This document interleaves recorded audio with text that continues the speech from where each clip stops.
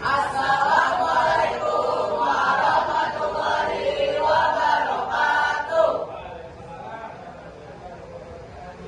Kami kelompok 2 dari 9E akan menampilkan drama Islami yang berjudul Jejak Islam dari Tanah Aceh.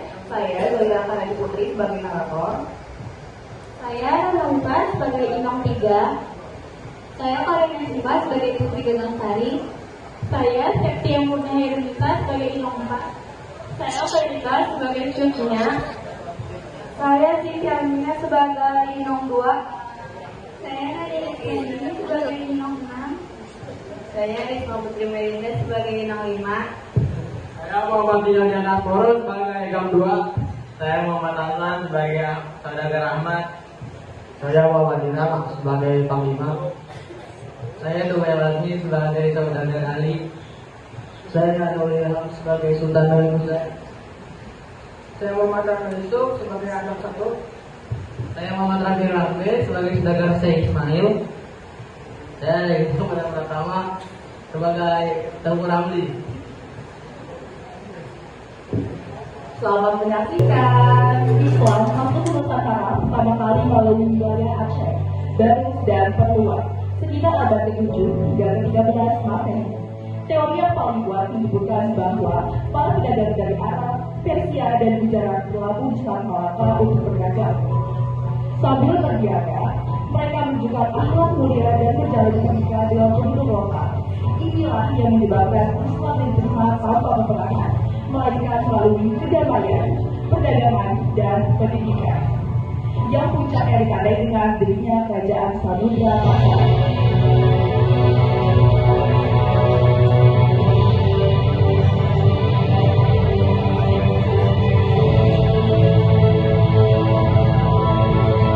Aceh atau yang telah dikenal sebagai bumi Islam menjadi tempat pertama di mana para penduduk khas dan pendudukan yang akan menyebabkan menjadi bumi yang akan sebuah iman.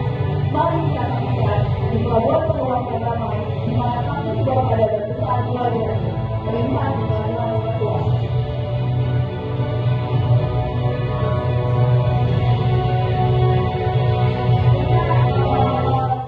Anak dari Persia, katanya mereka membawa kain saudara sama Dinda.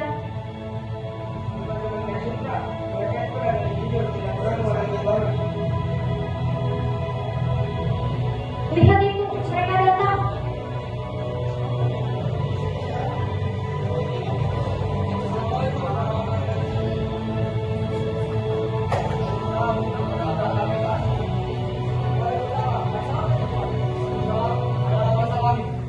Agama Islam yang artinya semoga keselamatan kita ini. Kalian pedagang, tapi kalian berbeda dari yang lain. Kalian jujur. Kejujuran adalah sebagian dari iman. Kami membawa uangnya Tuhan, tapi yang utama kami membawa persaudaraan.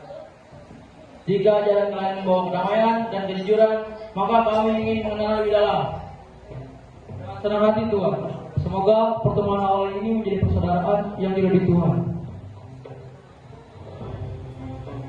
Tempat pun terjadi. Istana berdiri Sinun dan Fatimah di sampingnya.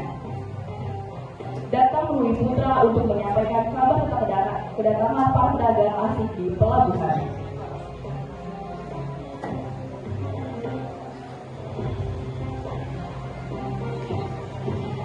Anakku, baru dulu. Ayah datang membawa pesan penting dari pesisir. Silakan dibuka ya, karena yang kau bawakan.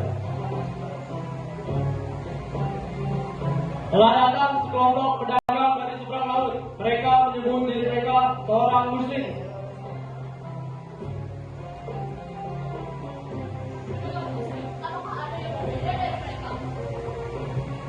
Mereka berbeda.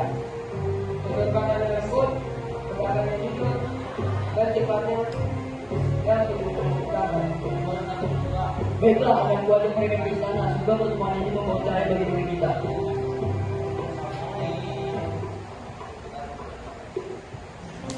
Hari berganti, namun usai ditinggalkan para pedagang itu menetap jauh dalam sanubari penduduk lokal. Bukan emas atau perak yang membuat warga terpana, melainkan kesederhanaan dan tata krama yang mereka tunjukkan dalam setiap langkah.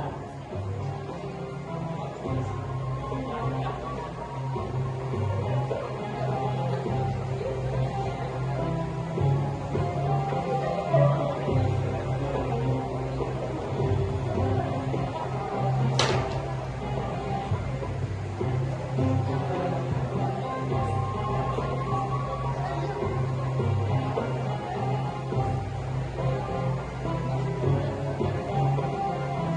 kejujuran dan ajaran baru ini mulai menjalar, menembus dinding-dinding rumah hingga masuk ke lingkungan istana. Di bawah langit sore yang tenang, sebuah rasa ingin tahu mulai tumbuh menjadi benih keyakinan. Disinilah, di tengah kelembutan tutur kata, Islam mulai menyentuh hati para perempuan dan kaum bangsawan. Sentuhan makhluk. Maknya, mengapa para pedagang itu berbeda? Mereka selalu mencuci muka dan kaki sebelum matahari terbenam. Mereka berbeda karena mereka memuliakan Tuhan mereka. Mereka menyebutnya Islam. Putri Gadang pun sedikit mencari mereka. Apakah benar ada penyatuan dua negeri? Mungkin saja aku mendengar agama ini membawa perdamaian.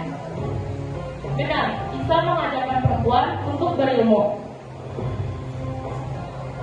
Aku jadi sangat kagum dengan ajaran mereka mengajarkan tentang kejujuran, keadilan, dan kebaikan dalam setiap perbuatan.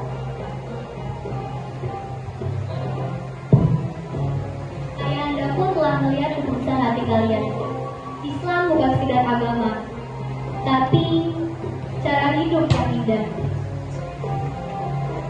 Benar Tuan Putri, kita semua sama di mata Tuhan. Tidak ada kata yang membedakan antara raja dan rakyat biasa.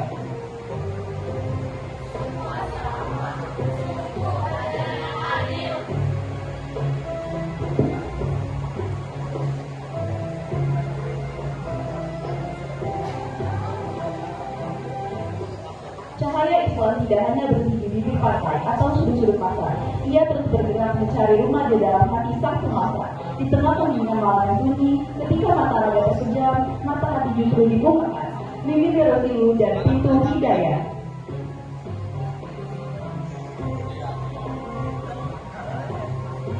Tuanku, rakyat mulai banyak yang mengikuti ajaran para penjahat itu.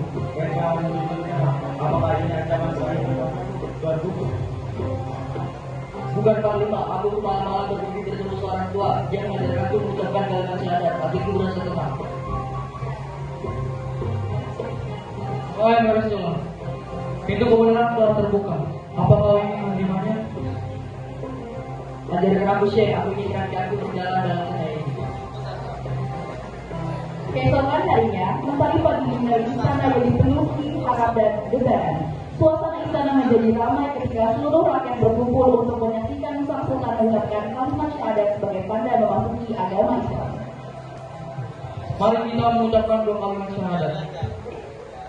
Bismillahirrahmanirrahim. Asyhadu an la ilaha illallah. Wa asyhadu anna Muhammadar Rasulullah. Takbir. Takbir. Tiada lagi versi yang lama. Kini telah lahir Sultan Malik Saleh, sang sebuah dinasti yang sah. Di bawah panji-panji kebenaran sebuah peradaban besar di Pancangan. Dari sini, cerita yang diberkati ini, kalimat tauhid akan dibawa berlayar ke seluruh penjuru kepulauan, menjadi mercusuar ilmu dan iman bagi dunia. Hidayah yang turun di sana kini meluap hingga ke pelosok desa, menentukan hati dalam ikatan persaudaraan yang tak terputus. Sebentuknya samudra pasai.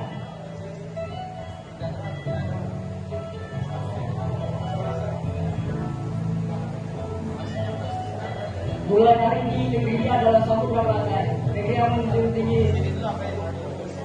hukum keadilan dan hukum Tuhan. Aceh adalah pintu. Islam adalah ajarannya.